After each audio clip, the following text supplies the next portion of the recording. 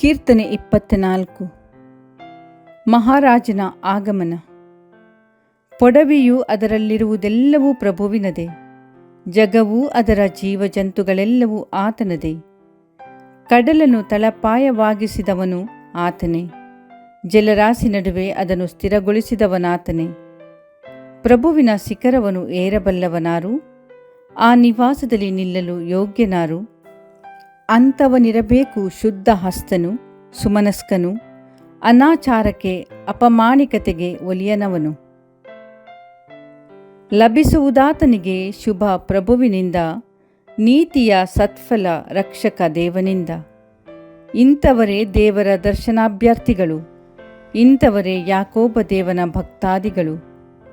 ಆಗಮಿಸುತ್ತಿಹನಿದೋ ಮಹಿಮಾವಂತ ರಾಜಾದಿರಾಜನು, ತೆರೆದು ಸ್ವಾಗತಿಸಲಿ ಕದಗಳು ಸನಾತನ ದ್ವಾರಗಳು.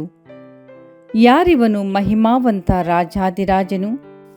ಇವನೇ ಪ್ರಭು, ಯುದ್ಧವೀರನು, ಶಕ್ತಿ ಸಮರ್ಥನು. ಆಗಮಿಸುತ್ತಿಹನಿದೋ ಮಹಿಮಾವಂತ ರಾಜಾದಿರಾಜನು, ತೆರೆದು ಸ್ವಾಗತಿಸಲಿ ಕದಗಳು ಸನಾತನ ದ್ವಾರಗಳು.